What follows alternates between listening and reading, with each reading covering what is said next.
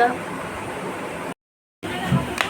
ভোর 5:30টার সময় ঘুম থেকে উঠেই চলে এসেছি বাস স্ট্যান্ডে, কারণ আজকে যেহেতু রাখি পূর্ণিমা, আজকে আমরা সবাই যাব বাড়ি। 5:30টার সময় যে এতটা সকাল হয়ে যায় সেটা আমরা কখনো বুঝতেই পারিনি। যদি না আজকে তাড়াতাড়ি উঠতাম তাহলে তো বুঝতেই পারতাম না। পুরো 10টার সময় আমি নেমে পড়েছি, তারপর মিষ্টি দোকান থেকে এখন মিষ্টি কিনছি। সকাল 5:30টার সময় বেরিয়ে এইমাত্র নামলাম, এখন বাজছে 10টা। 3টে গাড়ি চেঞ্জ করার পর তারপর বাড়ি আসলাম। বাড়ির খুব কাছেই আছি, এখন হেঁটে হেঁটে যাচ্ছি।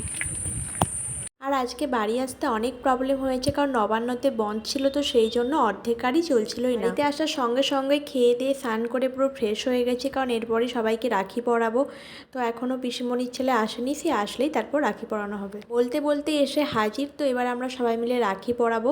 তো ফার্স্টে আমি পরাবো, তারপর বাকি সব বোনেরা পরাবে। আগের বছর রাখিতে বাড়ি আসা হয়নি, কিন্তু এবারে এসেছি। যদিও নিজের কোনো ভাইটাই থাকতো তাহলে প্রত্যেক বছরই আসার টানটা থাকতো, তো কেউ নেই বলে সেই জন্য আসা হয় না।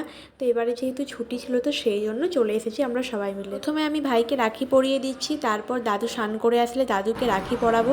আর এখন আমার বোন রাখি পরাচ্ছে। বড় থেকে ছোট পরপর সাইজ বাই সাইজ রাখি পরানো হচ্ছে। আর জায়গা নেই,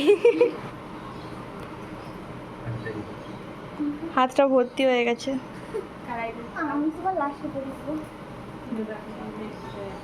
ফুলের রাখিটা কে পরালো? ওই যে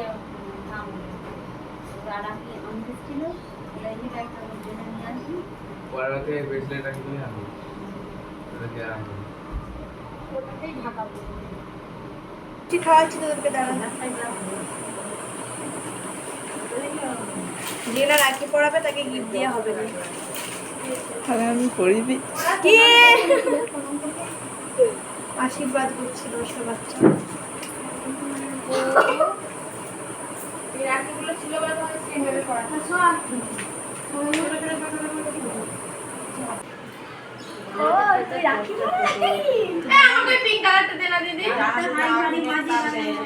আমাকে এই পিঙ্ক কালারটা বলে, আমার এই কোলাটা এটা কিরকম হয়ে যায় এইটা কেমন। ওই রাখিগুলো হেভি লাগে।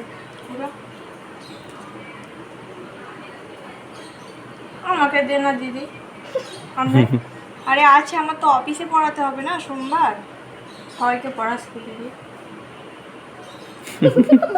তোর মাথা কেটে যাচ্ছে। রাখি আয় আয়, हमको इधर में दो, इधर में।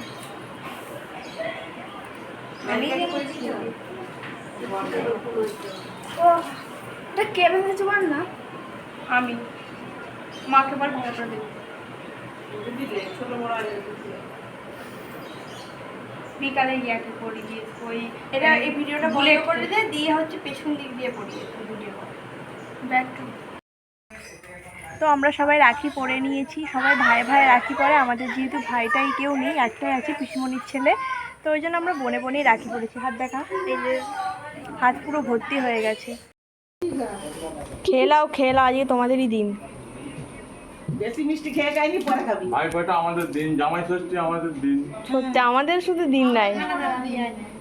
সকালের দিকে সবাইকে রাখি পরিয়ে দিয়েছিলাম, কিন্তু কাকিমার বাড়ি আর আসা হয়নি, যেহেতু অনেকটা লেট করেই বাড়ি এসেছিলাম। তো সেই জন্য ভেবেছিলাম সন্ধ্যের দিকে এসে কাকিমাকে রাখি পরিয়ে দেবো। কাকিমা ঘুমোচ্ছিল, কাকিমাকে ঘুম থেকে তুলে তারপর আমি আর বোন চলে এসেছি রাখি পরাতে। বোন সকালে পরিয়ে দিয়ে গেছে, শুধু আমিই বাকি ছিলাম। তো আমি এখন কাকিমাকে রাখি পরাবো।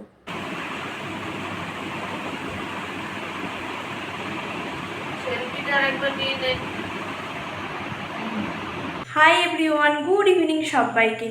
তো এখন সন্ধে হয়ে গেছে, আমি যাব মেলা দেখতে, তো সেই জন্য রেডি হয়ে নিয়েছি। একটু আগে কাকিমার বাড়ি গিয়েছিলাম, সেখানে কাকিমাকে রাখিটাকি পরিয়ে তারপর এসেছি। এখন বাজছে ওই 7:30টার মতো। তো আমাদের এখানে ঝুলন মেলা হচ্ছে, তো সেই জন্য মেলা দেখতে যাব। মা যাবে না, আমি বোন আর বাবা 3জন মিলেই যাব। কালকে মা গিয়েছিল, ঘুরে এসেছে। তো চলো মেলাতে গিয়ে দেখা হচ্ছে।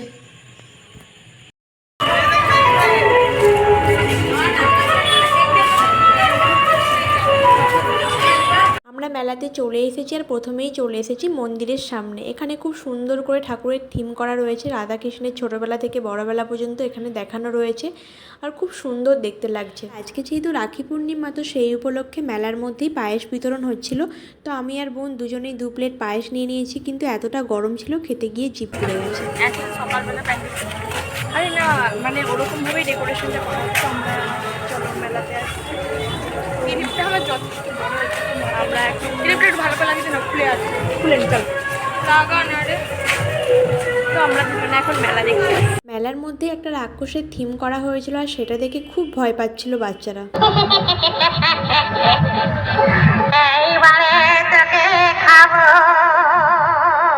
তো আমরা এখন চলে এসেছি একটু কেনাকাটা করতে। এখানে খুব সুন্দর সুন্দর সব টয়েস বিক্রি হচ্ছিল আর দাম খুবই কম ছিল।